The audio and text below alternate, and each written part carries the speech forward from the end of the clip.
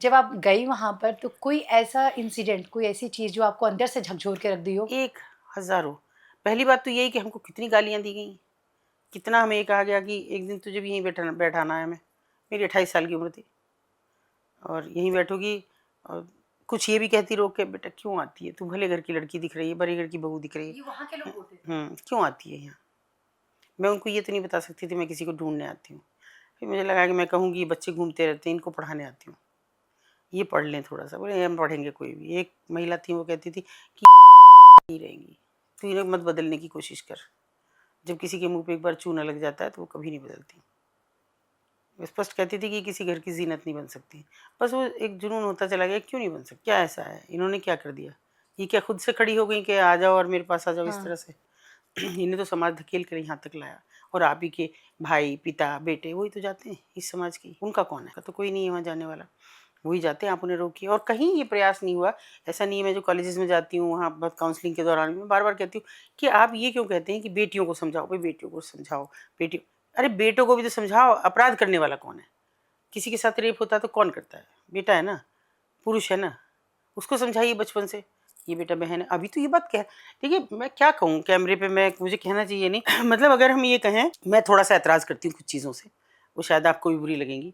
कि जैसे मुझे आंटी कहलाना पसंद नहीं, आप मुझे माँ कह सकते हो, ताई जी चाची जी, मुझे कुछ भी कह सकते हो, पर आंटी नहीं। अनजान को भी मैं तुरंत कहती हूँ भैया तुम मुझे नहीं जानते ना, मैं इंस्टा पे हैं लोग या इस तरह के हैं, बेटा माँ तो कह सकते हो, हमारी फोटो में हमारी उम्र भी दिख रही होगी, आंटी मत। क्योंकि आंटी हमको कोई भी रेस्पेक्ट नहीं दे रहा। आंटी से हमको लगता ही नहीं कि हम किसी, कोई भी राह चलती आंटी जरा हटना, तो फिर कैसी रिस्पेक्ट होगी, हाँ, सही बात है है। ना। और ये अंग्रेजों का कहना है कि भाई वो तो पता ही नहीं हमें कि मामी है कि बुआ है कि चाची है कि ताई है, सब आंटी है। रिश्ते जो खत्म हो रहे हैं, इसलिए ये सारा अपराध बढ़ रहा है। अब कोई रिश्तों की लिहाज नहीं है किसी को। और आप वहां जा रहे हैं जब किस किस माँ को पता नहीं होता कि मेरा बेटा, मेरा छोटा सा शहर है, मैं तो अपने शहर की बात करती हूँ, मेरा छोटा सा शहर है, अगर वहां कोई जाएगा तो नीचे वाला दुकानदार को पता है कि किसका बच्चा जा रहा है या किसके घर का आदमी जा रहा है, पता चल ही जाता है। वो पता चल जाता है।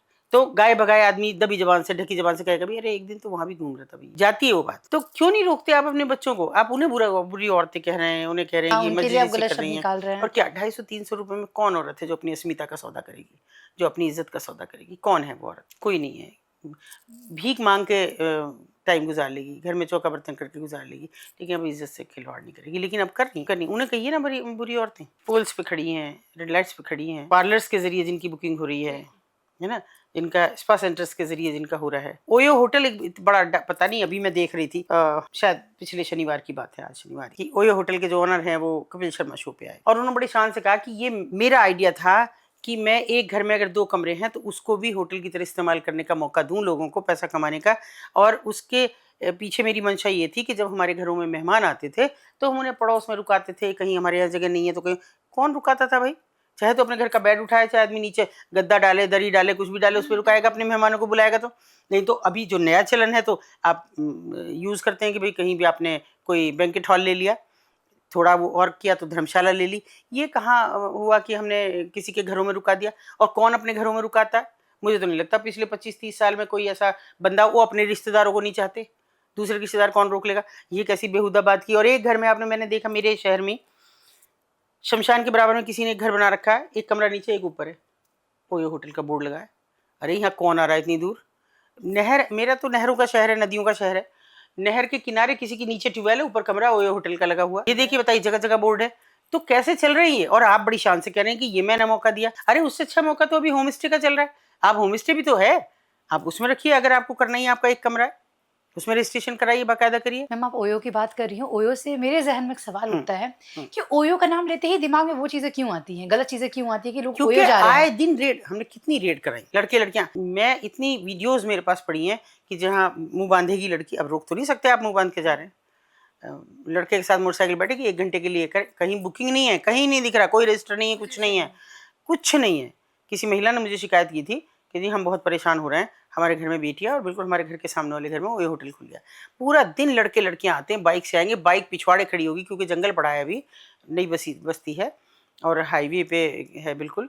तो वो पीछे खड़ी हो जाएगी, 1 घंटा रुकेंगे, मुश्किल से आधा घंटा रुकेंगे और चले जाएंगे। तो ना कोई लिखता, मैंने कहा कोई रिसेप्शन में बैठता, कोई बोले कोई रिसेप्शन नहीं, एक प्लास्टिक की कुर्सी डाले हुए एक आदमी बैठा रहता, कभी उसकी बीवी बैठ जाती है और वही अपना पैसे पकड़ते हैं और चले जाते हैं लड़के। सरेआम हो रहा है ये। हाँ बिल्कुल हो रहा है। मतलब कोई इसमें रोक टोक कुछ नहीं। अब पुलिस वाले वहाँ पहुँचते हैं या नहीं पहुँचते फिर? नहीं, जब जब पहुंचेंगे ना, जब जैसे हम जैसे लोग शिकायत करें। अभी मुझे कुछ लोगों ने ये भी कहा कि अभी तो वहां से तो आप बची रही, चलो चोटें खा के ही बची हैं, पूरे शरीर में लोहा है तो बच रही हैं, फिर भी जिंदा हैं, ये बड़े लोग हैं। तो उनका मार दें, अब हमारी उम्र क्या है, हम तो 61 साल के हो रहे हैं, अब हमको क्या ज़रूरत है जीने की। और तुम्हें शर्म आनी चाहिए कि तुम अगली पीढ़ी भोगोगे ये सब कुछ। जब अपनी किसी दिन देखो कि मेरी भी बेटी वहाँ से निकल रही है, मेरी बहन वहाँ से निकल रही है, तब तुमको पता लगेगा ये क्या बीत रहा है। मैम, जीबी रोड को लेकर लोग तरह तरह के मन में बातें रखे हुए हैं कि जीबी रोड मतलब कुछ गलत, वहां तो पैर रखते ही लगता है पाप हो गया हो। नहीं, वो देखिए वो एरिया है। होता क्या है कि जैसे मेरठ का कबाड़ी बाजार है, दिल्ली का जीबी रोड है या कमाटीपुरा है, हाँ, वो उस मोहल्ले में जिसमें वो आइडेंटिफाइड रेड लाइट एरियाज हैं, वो उस एरिया के नाम से जा रहे हैं। भाई जीबी रोड है तो पता है कि वहाँ पे है, जैसे कोलकाता में बोलते हैं सोनागाछी, सोनागाछी है, कमाटीपुरा है, कमाटीपुरा महाराष्ट्र, मेरठ में कबाड़ी बाजार है, तो वो एरिया कबाड़ी बाजार है, बाजार है बाकायदा, लेकिन जाना उनके नाम जाता है। आप स्टेशन उतर जाइए, भी कबाड़ी बाजार जाना, आदमी आपको अजीब सी नजर से देखेगा, वहाँ जाना भी चलो बैठ जाओ जी, छोड़ देंगे। वहाँ जहाँ 20 रुपए लगते हैं 100 रुपए मांगेंगे, हाँ छोड़ देंगे। लड़की होगी अकेली तो 1 रुपया भी नहीं लेंगे, छोड़ देंगे। क्योंकि उनके पास वो लड़की से पूछेंगे भाई कहाँ जाना है, वहाँ किसके घर जाना है, वो कहेगी ये तो मुझे नहीं मालूम, लेकिन मुझे किसी ने ये कहा कि कोई से भी घर में चली जाना, सब मेरे रिश्तेदार हैं वहाँ पे। वो समझ जाएगा कि ये कहीं से बहकाई हुई लड़की है, ले जाके छोड़ देगा, मालकिन से जाके ले लेगा जो उसको पैसे लेने, जो भी उसे 500 रुपये मिल जाए, 1000 मिल जाए, बहुत है उसके लिए। मैम, जैसे कि हर राज्य के हर ज़िले में ऐसी चीज़ें हैं, ऐसी चीज़ें कहीं ना कहीं चलाई जा रही है, तो कितना ये सही है और कितना गलत नहीं है? देखिए, हर राज्य में नहीं है, इसके पीछे भी एक थोड़ा सा मिथक है जिसको स्पष्ट करना बहुत ज़रूरी है। एक्चुअल में ये अगर हम बहुत बाद की बात करें, यूँ तो हर शहर में मनोरंजन के लिए पहले से तवायफ़ें होती थी मुग़ल काल में, उससे पहले भी देवदासी हैं, नगर वधू हैं, ये इस तरह का सब चलता था। लेकिन जैसे जैसे ये समय आया अंग्रेज़ों का, तो ये तो उनको पता था कि ये एरियाज़ हैं ऐसे, वहाँ नाचने गाने का केवल काम था, महिला किसी एक की होकर रह मुजरा और जाती ये थी, सब चीज़ें ये जो, सब हाँ, होता था। लेकिन उनको जैसे लगा कि ये कहाँ होना चाहिए, बेसिकली उन जगहों पे छोड़ा, बाकी जगह ख़त्म हो गए जहाँ बड़े कैंट एरिया थे, जैसे छावनी एरिया, हाँ, आगरा है, मेरठ है, आपके बनारस है, कलकत्ता है, मुंबई है, ये बड़े कैंट एरियाज़ हैं। और उसके पीछे शायद ये मंशा उनकी रही कि सैनिक बहुत बरसों तक अपने परिवार से दूर रहते हैं, तो बेटर ये है कि अगर वो किसी और लड़की को पकड़ें, किसी के साथ बेअदबी करें और कुछ गलत हो जाए, समाज में मैसेज गलत जाए, इससे अच्छा ये उन बाज़ार में चले जाए आराम से।